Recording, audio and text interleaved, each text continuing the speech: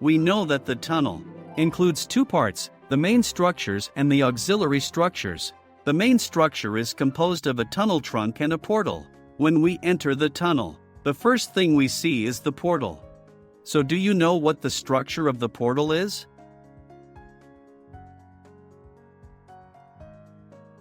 Portal, short for tunnel portal, usually refers to tunnel portal and open-cut tunnel portal, is a retaining structure built with masonry at the entrance to protect the entrance, drain water and with decoration. Functions of portal: reduce the earth-rock excavation at the entrance and serve as a retaining wall, stabilize the side and front slopes, reduce the slope height of the approach cutting, and reduce the length of the front slope, to ensure the stability of the side and front slopes. Drain the surface water into the side ditch to keep the entrance dry. Decoration to the entrance. The portal can also decorative to some extent. So what are the design requirements for the portal? The portal structure shall be practical, economical, beautiful and striking. The portal wall shall be provided with expansion joints, settlement joints and drain holes according to the actual situation. The thickness of the portal wall can be determined by calculation, or by engineering analogy combined with other built tunnel portals. The foundation of portal wall must be buried on a stable foundation, and the burial depth shall be subject to the terrain and geological conditions to ensure stability. According to different conditions and requirements such as topography, geology and lining type of the portal, there are tunnel portals and open-cut tunnel portals. We focus on tunnel portal.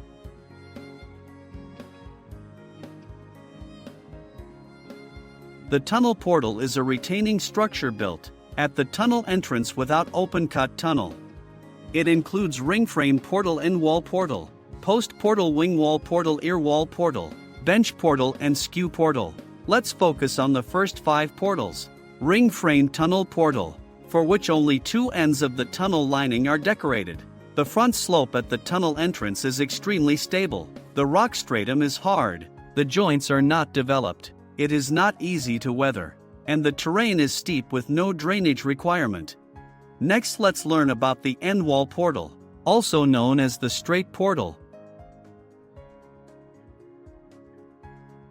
It is applicable for open terrain and relatively hard and intact rock stratum, and it consists of an end wall and a drainage ditch at the top of the portal. The end wall portal has the advantages of simple structure, small quantities and easy construction. It is the most common one and usually used when the rock stratum condition is favorable. Structural requirements for end wall portal. The height of the end wall shall allow a backfill layer of more than 1 m reserved above the tunnel lining, so as to reduce the impact of rolling stones on the lining. The depth of the ditch on the top of the tunnel shall not be less than 0.4 m, in order to ensure that the stones from the front slope will not roll to the root. The end wall shall be suitably extended up to form a retaining wall, with a height of no less than 0.5 m from the toe of the front slope, and no less than 1.5 m in the horizontal direction. The end wall foundation shall be located on a stable foundation, and the depth depends on the geological conditions and the extent of freezing damage. Generally, it shall be 0.61 m. As the above, the height of the end wall is about 11.0 m. The thickness of the end wall shall refer to the calculation method for retaining wall. However, it shall not be less than the following values in general: mortar rubble 0.4 m, rubble concrete 0.35 m, concrete and block stone 0.3 m, reinforced concrete 0.2 m. The end wall is generally a vertical wall with uniform thickness, and it leans by about 10 to 1 backwards. The width of the end wall shall be compatible with the cutting cross-section.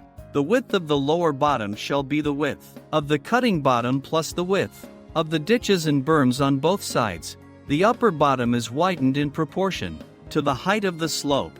Both sides of the end wall shall also be embedded into the slope by about 30 centimeters to increase the stability of the portal. Next, let's learn about the post portal. The post portal is developed from the end wall portal. and it's actually some kind of an end wall. Scope of application: sections with steep terrain at the entrance, poor geological conditions, large lateral pressure of rock stratum, and possibility of sliding of front slope, or sections with narrow terrain at the entrance, and no good foundation for wing wall, or impossibility for wing wall due to the topographic or geological constraints. At this time, two column piers with large sections can be set up in the middle of the end wall to increase the stability of the end wall. Next, let's learn about the wing wall portal. Wing walls retaining walls on one or both sides are added outside the end wall portal to form a wing wall portal, commonly known as splayed portal. It is applicable for sections with poor geological conditions and large longitudinal thrust of the mountain. At last, let's learn about the ear wall portal. The ear wall portal is just the wing wall portal with ear walls. An ear wall is connected to the side slope on each side of the end wall of the wing wall portal to form a structure with ear walls. This kind of portal has a good effect on draining surface water on the front slope and side slope and preventing weathering, peeling off on the top of the tunnel, so as to reduce slope scouring greatly. It makes the portal more spacious and the structure handsome. And for portals with inconsistent side slopes and front slopes, it facilitates to design. That's all for the basic knowledge of portal structure. We know the classification of portals and the scope of application. After we master the basic knowledge of the portal as an important part of the tunnel, we can complete the tunnel construction safely and quickly. Question: which of the open cut tunnel and the tunnel portal is an integral part of the tunnel? Why?